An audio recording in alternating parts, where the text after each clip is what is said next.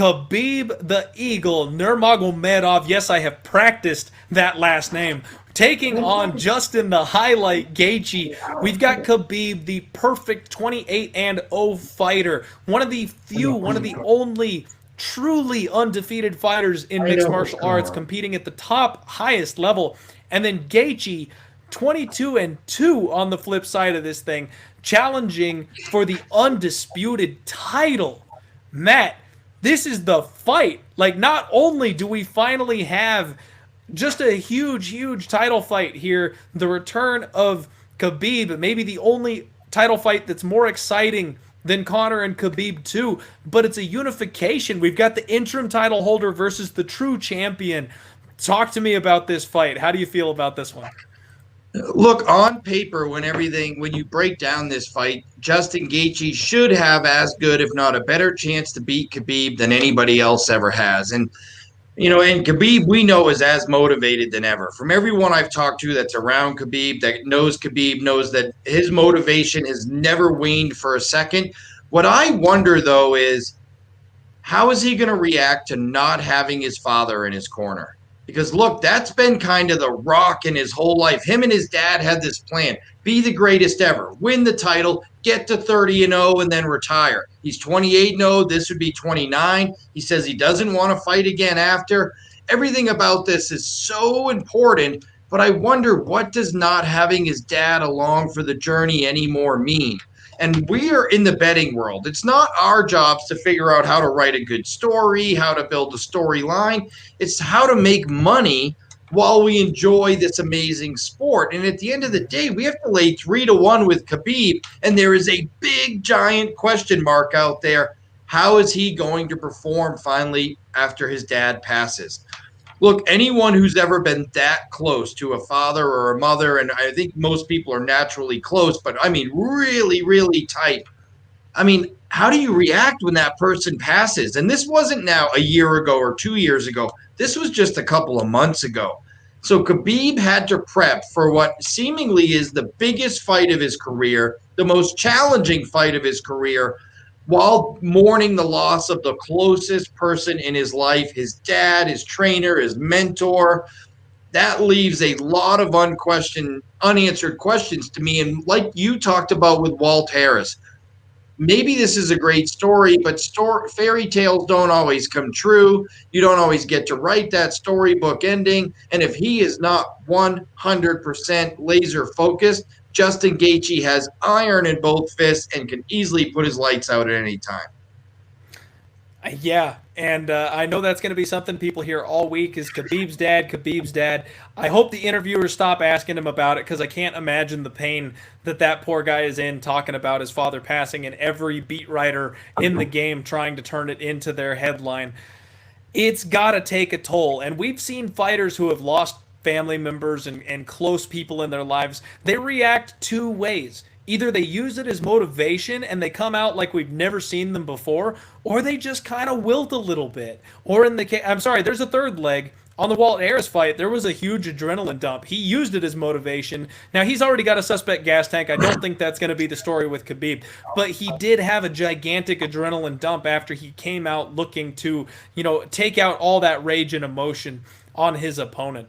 So I don't know personally if Khabib is going to go that route. I think he's going to try to stay measured. I think he's going to try to stay composed. What I am worried about is the little things that happen in that camp. When you're training and your dad cracks the whip, because he ruled that camp with an iron fist. When he's not there to say, push a little harder. When he's not there to say, run one more mile. Is Khabib doing that himself? Did Khabib bring the bear in to wrestle for this training camp? Is he swimming upriver this camp? I don't know if he's doing those above and beyond things. We might see a 1 or 2% less Khabib. And in my opinion, Matt, that might be enough of a window for Justin Gaethje. I agree. And what I also think is interesting about this fight is the total. So I haven't bet Gaethje yet, although I'm starting to lean toward it. Again, because I don't know that Khabib's at 100%, yet they're pricing this fight as if Khabib's at 105%. Like, he's really peak. Minus 300 steep for a guy like Justin Gaethje on the other side, especially the way that he's looked now fighting out of that Elevation Fight team out of Colorado. That was a perfect fit for Justin Gaethje and It's like everything my he's favorite trying to new do. camp right now. Oh, God, they're hot right there right now. And so I think I also like the under in this fight, though, at a pretty good clip, because I think one of two things is going to happen. If Khabib is at 100%, nobody can really stop his wrestling. And then at the end of the day, there's a good chance that Gaethje may get stopped. As much as we all love Justin Gaethje, he did get stopped in both of his losses. This isn't a guy who, I mean, his style just kind of goes to stop or get stopped. And in both his losses, he did get stopped. On the other side, if Khabib is only 80% because he had to deal with mourning the loss of his dad, which changed his life and changed his training camps and changed the way he prepares. And, look, there's just things you have to deal with when a loved one passes that just eats up time and energy and just your soul out of your body. If he is less than 100% and Justin Gaethje catches him, let's face it, Justin Gaethje's last, I think, 6 wins now or by knockout. This is a guy who puts people to sleep, period. And if Khabib can't get that chain wrestling going, and for some reason Gaethje's able to stand, I don't see Khabib lasting 3 rounds in a stand-up match against Justin Gaethje. So I think there's probably some value in the under here, too, maybe under 4.5 rounds. I can absolutely see that. The only issue for me is the under 4.5 looks like it's heavily juiced, minus 170, minus 180, something like that. Oh, is that what it's up to now? It looks like it. You're going to have to pay for it if you want that under 4.5. And oh, you're right, 80. Yeah. Not the business I'm in necessarily, because I would not be shocked if this fight makes it to the judges' scorecards, believe it or not. Because Justin Gaethje, I know everyone's talked about it. I know we've all seen the countdown show. This dude is a wrestler first. He knows how to wrestle. He just never uses it in his fights. So we know Khabib is unstoppable. Khabib is gonna get a takedown on Justin. I think Justin stands a chance, better than anybody else so far, of causing that scramble and getting back up to his feet, which is going to extend the fight. So if Khabib eventually does get him down and Justin's able to stay safe, because Khabib is more of a mauler, he doesn't immediately go for the finish. He likes to beat people up down there, and when they give up their neck, then he'll take it, but it's usually later in the game. I can see Justin surviving, getting to the next round or getting back up to his feet and doing the whole thing over again. I can see a very, very late finish. I'm talking round 4 or round 5. If he does have what it takes to actually wear out Khabib and then clip him late in the fight, he could get the knockdown. Or honestly, I could see Justin Gaethje winning this thing by decision. Just being the more technical striker, being able to land the damage, and if he's able to escape the grappling and mitigate what Khabib can do on the floor, the judges are going to score those rounds for him. So I think that Justin Gaethje has a really good shot of actually pulling the upset here. The only reason I haven't bet it is because it is a landslide of Khabib money right now. I'm going to wait for that line to peak. I'm going to get Justin Gaethje at plus 315 if I can get it up that high. And then I will take it. And I'm honestly interested in Justin Gaethje by decision as a little sprinkle. And then I'll probably do an insurance of Justin Gaethje in rounds 4 and round 5, just in case he manages to pull off that big highlight reel knockout again. Well, if Justin Gaethje does it, it'll be the first time in his last 10 wins that he goes the distance. 9 straight wins by knockout for Justin Gaethje. The last time he won by anything other than knockout, 2014 versus Melvin Guillard. That's been a long time ago. But maybe you're right. Maybe you're onto something. I have an angle for you, though, there, Matt. I'm glad you mentioned that, because if you look at his last fight against Tony Ferguson, we are not watching the Justin Gaethje of 4 years ago.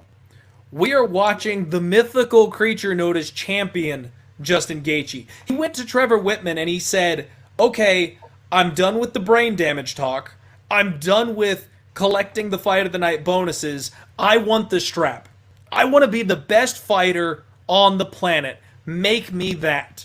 And that's why this whole thing works, is because Trevor Whitman is such a sharp mind. He's got the brain, and Gaethje is a controller for him. He does literally everything that his genius-level coach tells him to.